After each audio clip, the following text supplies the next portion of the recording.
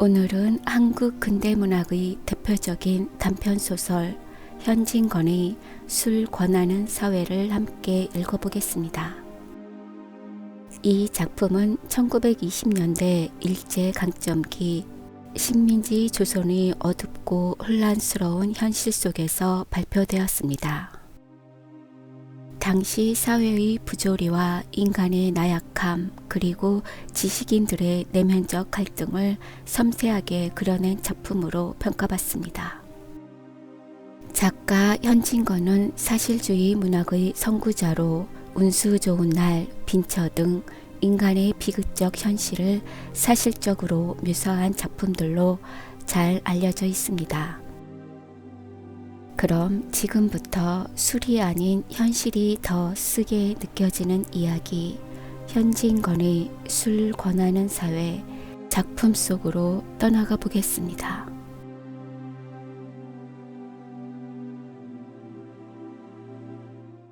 아야, 아야.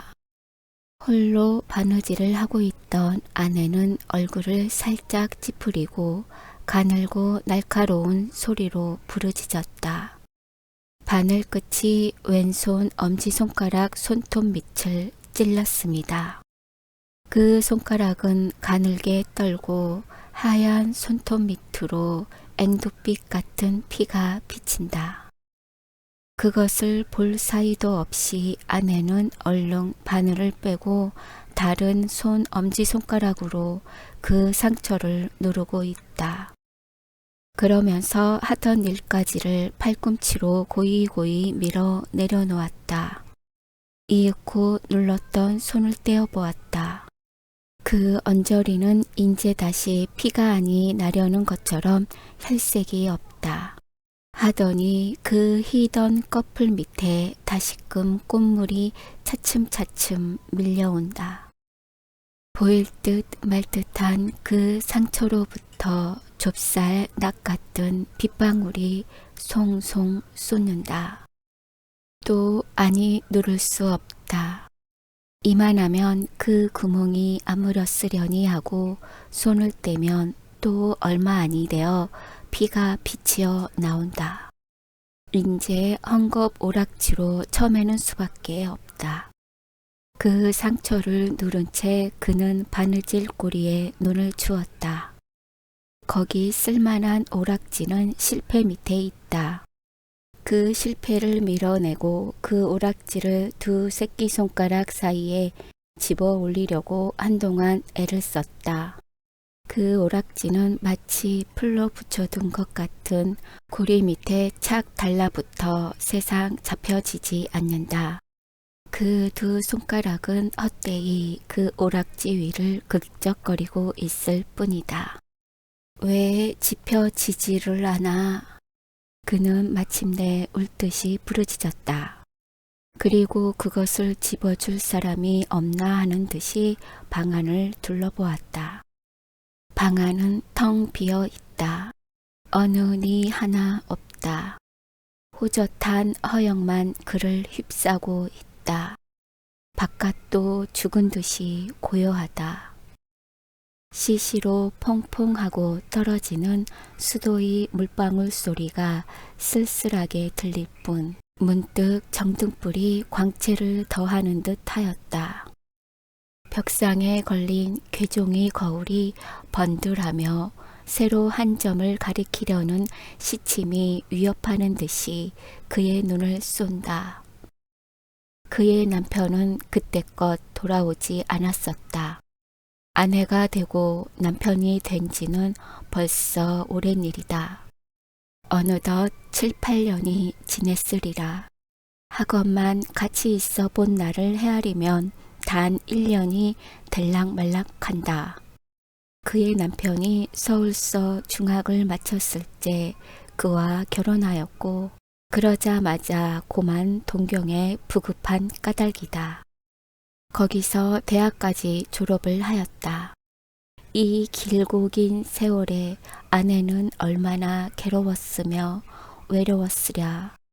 봄이면 봄, 겨울이면 겨울, 운명꽃을 한숨으로 맞았고 얼음 같은 베개를 뜨거운 눈물로 데웠다.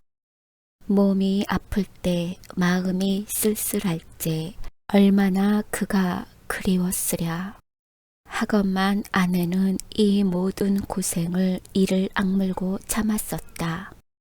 참을 뿐이 아니라 달게 받았었다.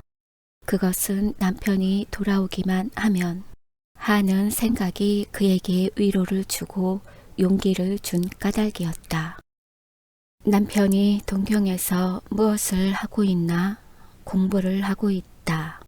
공부가 무엇인가? 자세히 모른다. 또 알려고 애쓸 필요도 없다. 어찌 하였든지 이 세상에 제일 좋고 제일 귀한 무엇이라 한다. 마치 옛날 이야기에 있는 도깨비의 부자 방망이 같은 것이오니 한다. 옷 나오라면 옷 나오고, 밤 나오라면 밤 나오고, 돈 나오라면 돈 나오고, 저 하고 싶은 무엇이든지 청해서 아니 되는 것이 없는 무엇을 동경에서 얻어가지고 나오려니 하였었다. 가끔 놀러오는 친척들이 비단 옷 입는 것과 금지환 낀 것을 볼 때에 그 당장엔 마음 그득히 부러워도 하였지만 나중엔 남편만 돌아오면 하고 그것에 경멸하는 시선을 던지었다. 남편이 돌아왔다. 한 달이 지나가고 두 달이 지나간다. 남편의 하는 행동이 자기의 기대하던 바와 조금 배치되는 듯 하였다. 공부 아니한 사람보다 조금도 다른 것이 없었다. 아니다. 다르다면 다른 점도 있다.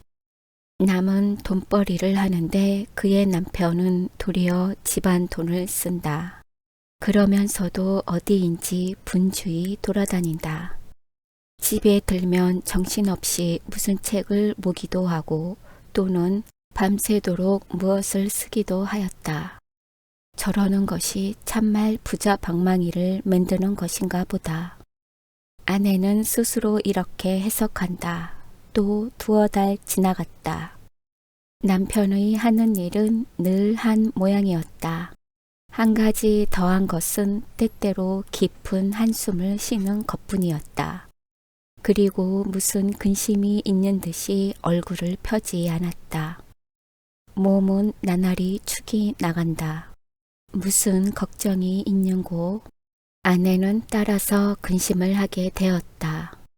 하고는 그 여인 것을 보충하려고 갖가지로 애를 썼다. 곧 될 수 있는 대로 그의 밥상에 맛난 반찬가지를 붙게 하고 또 고움 같은 것도 만들었다. 그런 보람도 없이 남편은 입맛이 없다 하며 그것을 잘 먹지도 않았다. 또 몇 달이 지나갔다.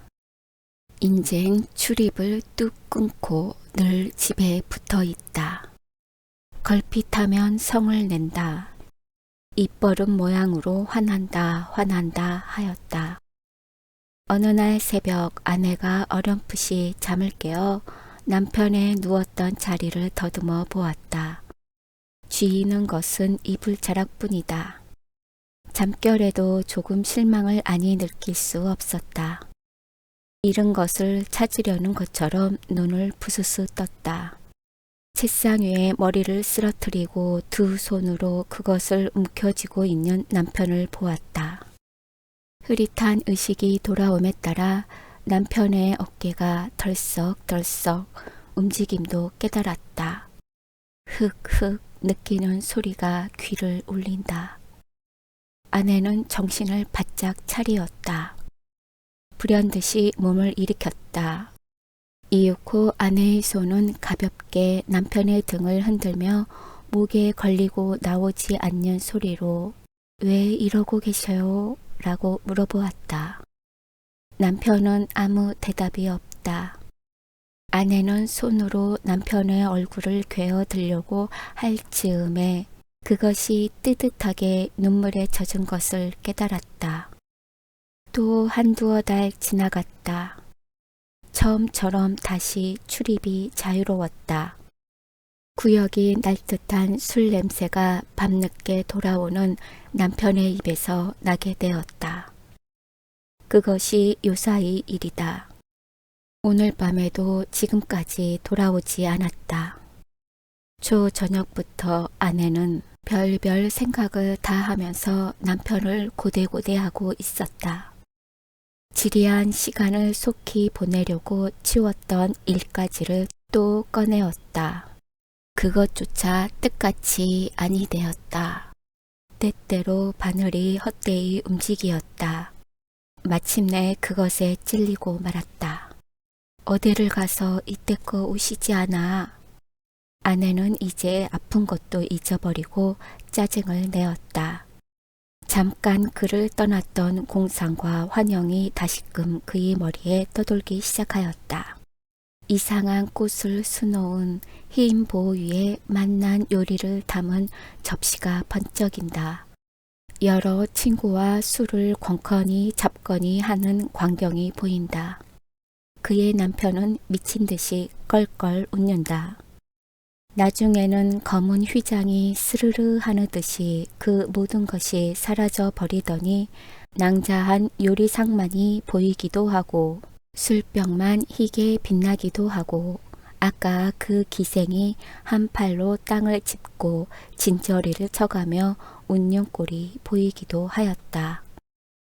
또한 남편이 길바닥에 쓰러져 우는 것도 보이었다. 문 열어라. 문득 대문이 덜컥하고 혀가 꼬부라진 소리로 부르는 듯하였다. 네, 저도 모르게 대답을 하고 급히 마루로 나왔다. 잘못 신은 발에 안이 맞은 신을 질질 끌면서 대문으로 달렸다. 중문은 아직 잠그지도 않았고 행랑방에 사람이 없지 않지만은 을의 깊은 잠에 떨어졌을 줄 알고 자기가 뛰어나감이었다.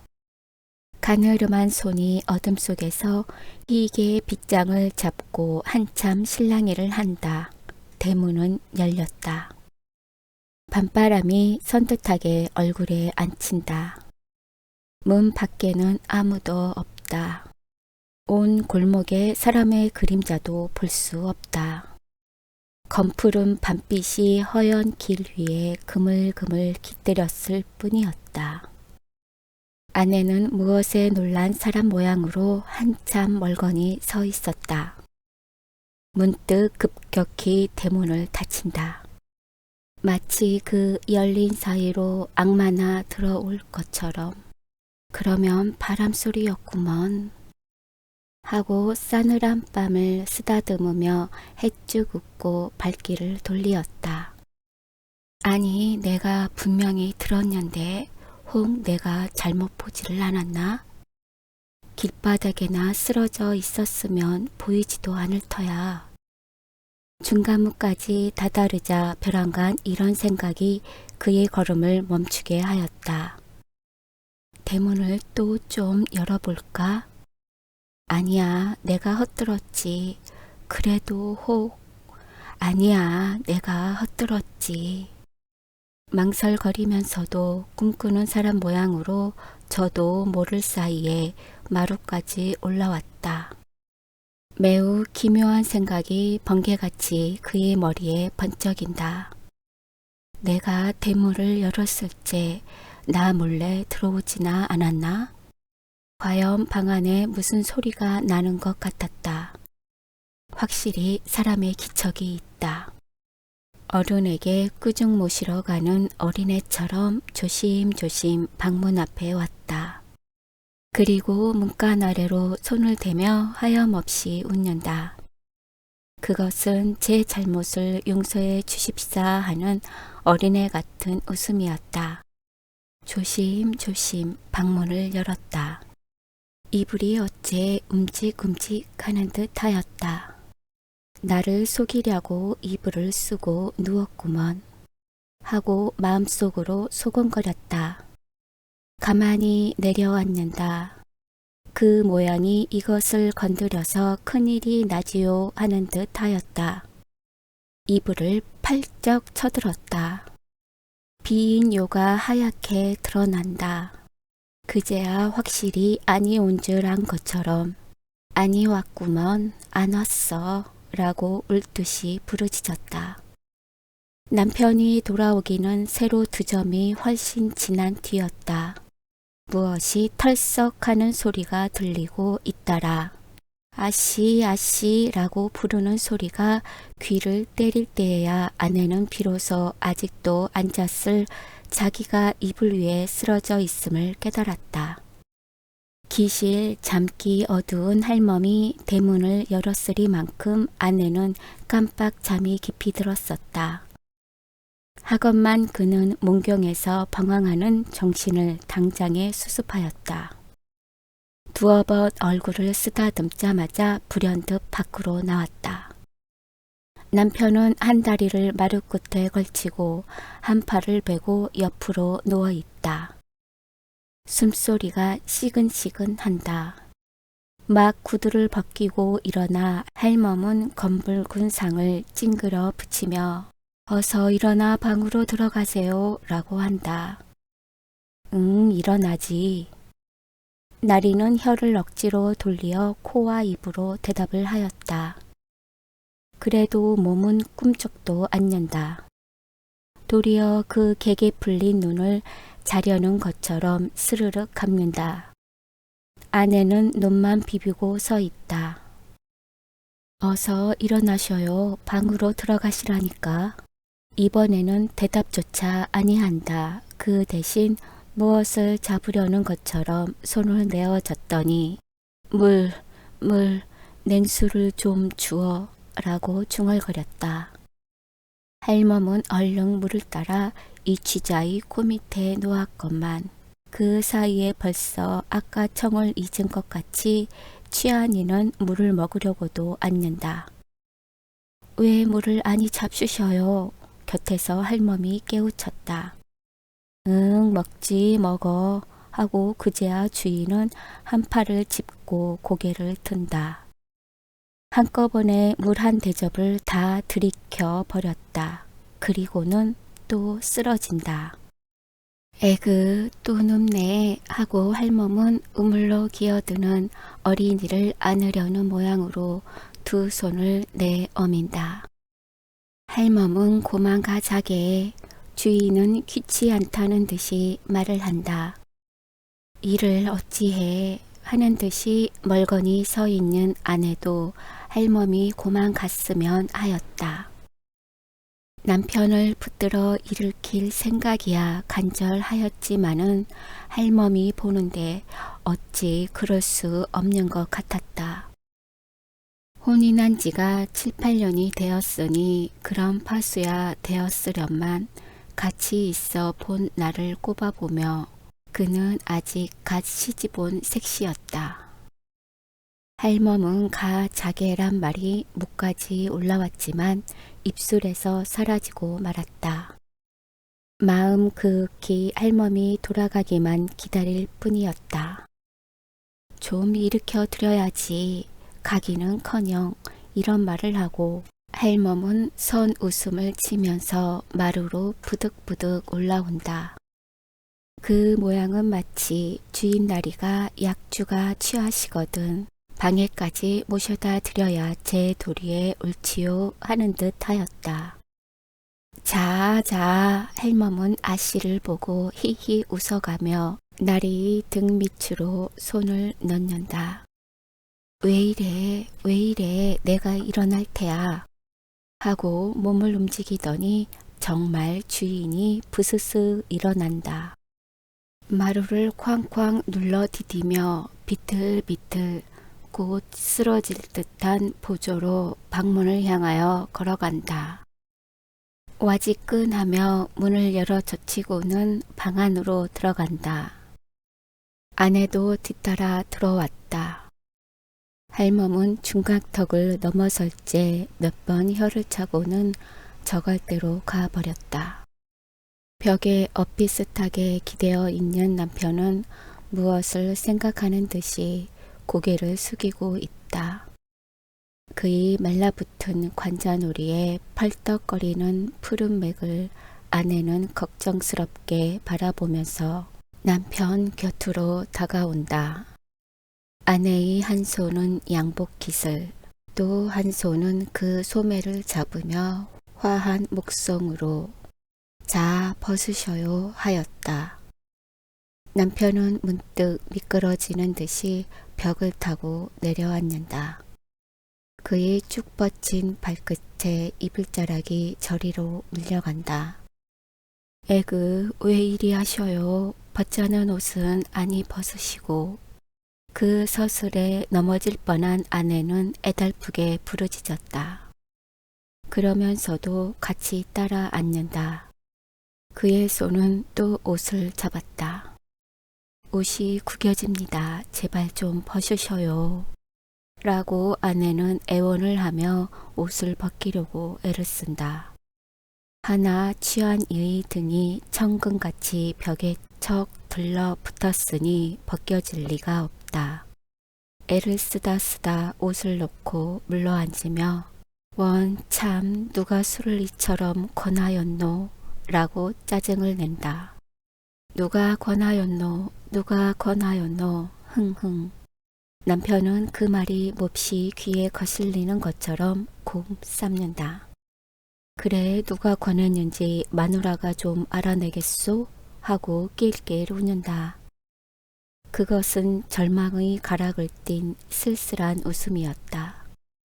아내도 따라 방긋 웃고는 또 옷을 잡으며 자 옷이나 먼저 벗으셔요. 이야기는 나중에 하지요. 오늘 밤에 잘 주무시면 내일 아침에 아르켜 드리지요. 무슨 말이야? 무슨 말이야? 왜 오늘 일을 내일로 미루어?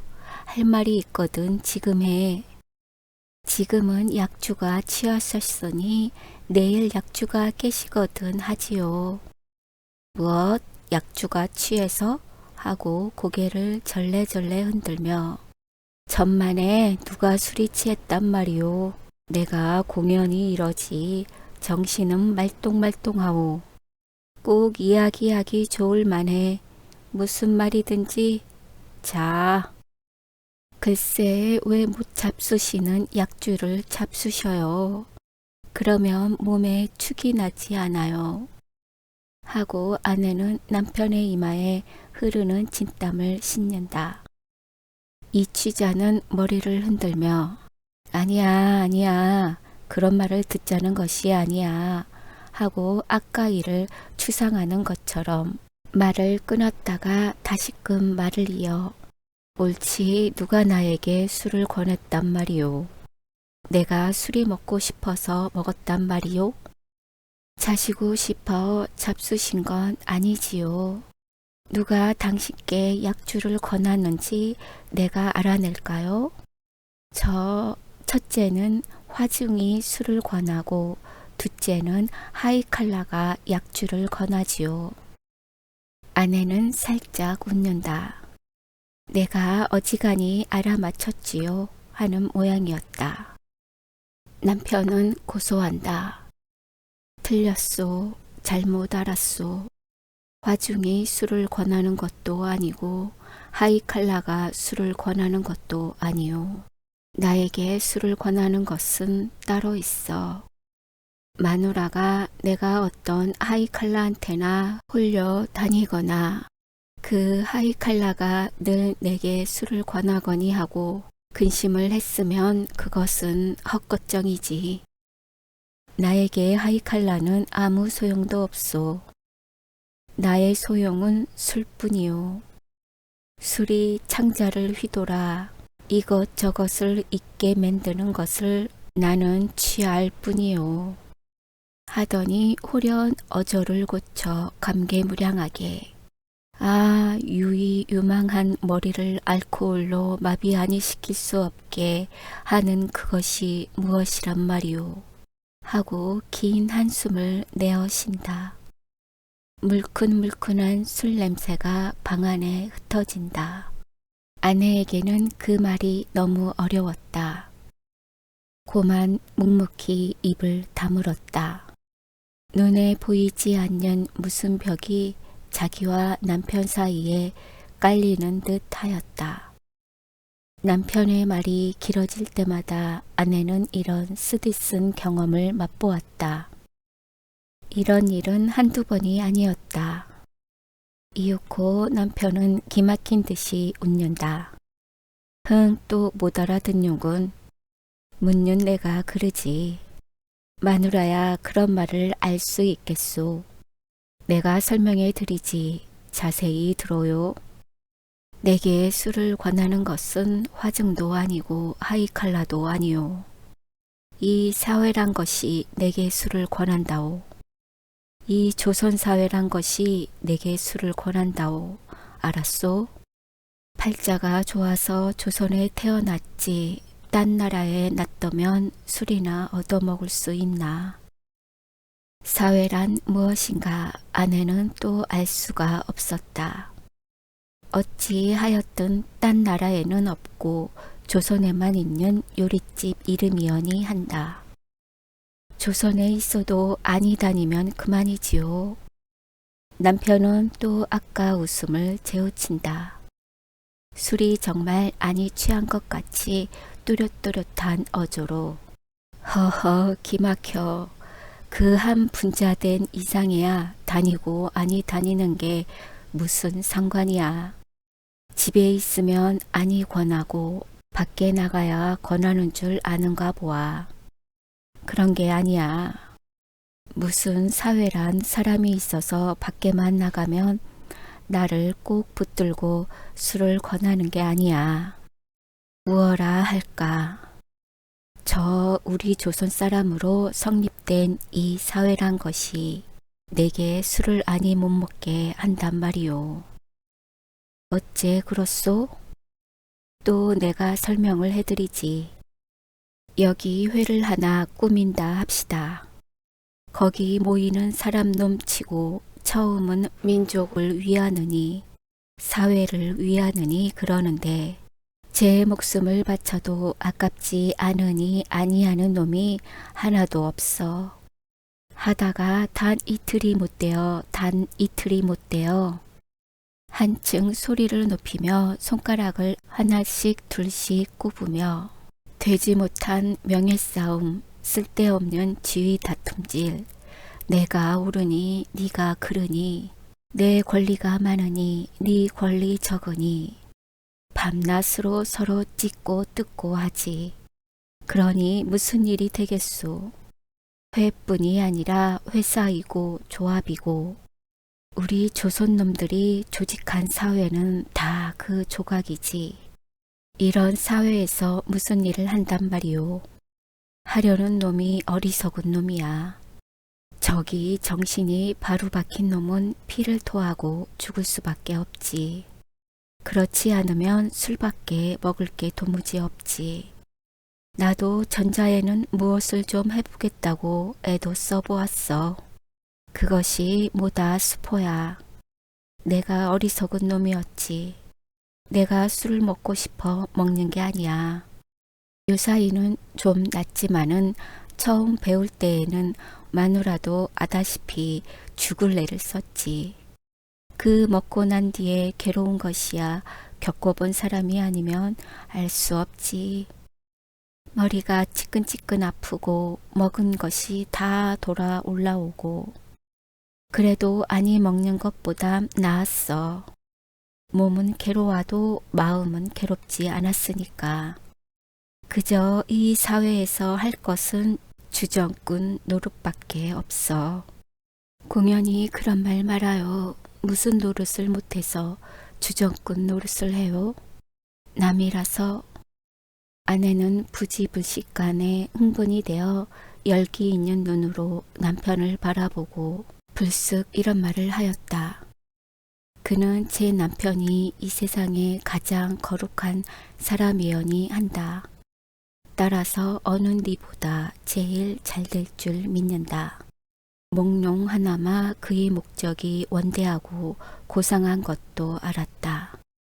얌전하던 그가 술을 먹게 된 것은 무슨 일이 맘대로 아니 되어 화풀이로 그러는 줄도 어렴풋이 깨달았다. 그러나 술은 노상 먹을 것이 아니다. 그러면 패가 망신하고 만다. 그러므로 하루바삐 그 화가 풀리었으면 또다시 얌전하게 되었으면 하는 생각이 그의 머리를 떠날 때가 없었다. 그리고 그날이 꼭 올 줄 믿었다. 오늘부터는 내일부터는 하건만 남편은 어제도 술이 취하였다. 오늘도 한 모양이다. 자기의 기대는 나날이 틀려간다. 쫓아서 기대에 대한 자신도 열버간다. 애고원한 생각이 가끔 그의 가슴을 누른다. 더구나 숙척해가는 남편의 얼굴을 볼 때에 그런 감정을 걷잡을 수 없었다. 지금 저도 모르게 흥분한 것이 또한 무리가 아니었다. 그래도 못 알아듣네 그려. 참 사람 기막혀.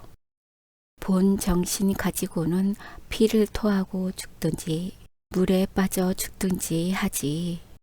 하루라도 살 수가 없단 말이야. 흉장이 막혀서 못 산단 말이야. 에이 가슴 답답해. 라고 남편은 소리를 지르고 괴로워서 못 견디는 것처럼 얼굴을 찌푸리며 미친 듯이 제 가슴을 쥐어 뜯는다. 술 한이 먹는다고 흉장이 막혀요? 남편의 하는 짓은 본체만치 하고 아내는 얼굴을 더욱 붉히며 부르짖었다. 그 말에 몹시 놀란 것처럼 남편은 어이없이 아내의 얼굴을 바라보더니 그 다음 순간에는 말할 수 없는 고뇌의 그림자가 그의 눈을 거쳐간다. 그러지, 내가 그러지. 너 같은 숙맥더러 그런 말을 하는 내가 그러지. 너한테 조금이라도 위로를 얻으려는 내가 그러지. 스스로 탄식한다. 아, 답답해. 문득 기막힌 듯이 외마디 소리를 치고는 벌떡 몸을 일으킨다. 방문을 열고 나가려 한다. 왜 내가 그런 말을 하였던고? 아내는 불시에 후회하였다. 남편의 저고리 뒷자락을 잡으며 안타까운 소리로 왜 어디로 가셔요? 이 밤중에 어디를 나가셔요? 내가 잘못하였습니다. 인제는 다시 그런 말을 아니하겠습니다. 그러게 내일 아침에 말을 하자니까. 듣기 싫어. 놓아요. 하고 남편은 아내를 떠다 밀치고 밖으로 나간다. 비틀비틀 마루 끝까지 가서는 털썩 주저앉아 구두를 신기 시작한다. 에그 왜 이리 하셔요. 인제 다시 그런 말을 아니한데도. 아내는 뒤에서 구두 신으려는 남편의 팔을 잡으며 말을 하였다. 그의 손을 떨고 있었다. 그의 눈에는 단박에 눈물이 쏟아질 듯 하였다. 이건 왜 이래? 저리고 가. 배안연 듯이 말을 하고 휙 뿌리친다. 남편의 발길이 뚜벅뚜벅 중문에 다다랐다. 어느덧 그 밖으로 사라졌다. 대문 빗장 소리가 덜컥하고 난다. 마루 끝에 떨어진 아내는 헛되어 몇 번 할멈 하고 불렀다. 고요한 밤 공기를 울리는 구두 소리는 점점 멀어간다. 발자취는 어느덧 골목 끝으로 사라져 버렸다. 다시금 밤은 적적히 깊어간다. 가버렸구먼. 가버렸어. 그 구두 소리를 영구히 아니 이르려는 것처럼 귀를 기울이고 있는 아내는 모든 것을 잃었다 하는 듯이 부르짖었다. 그 소리가 사라짐과 함께 자기의 마음도 사라지고 정신도 사라진 듯 하였다. 심신이 텅 비어진 듯 하였다. 그의 눈은 하염없이 검은 밤안개를 물끄러미 바라보고 있다. 그 사회란 독한 꼴을 그려보는 것 같이. 이 쓸쓸한 새벽바람이 싸늘하게 가슴에 부딪힌다. 그 부딪히는 서슬에 잠 못 자고 피곤한 몸이 부서질 듯이 지긋하였다. 죽은 사람에게서나 볼 수 있는 헬쓱한 얼굴이 경령적으로 떨며 절망한 어조로 소근거렸다. 그 몹쓸 사회가 왜 술을 권하는고?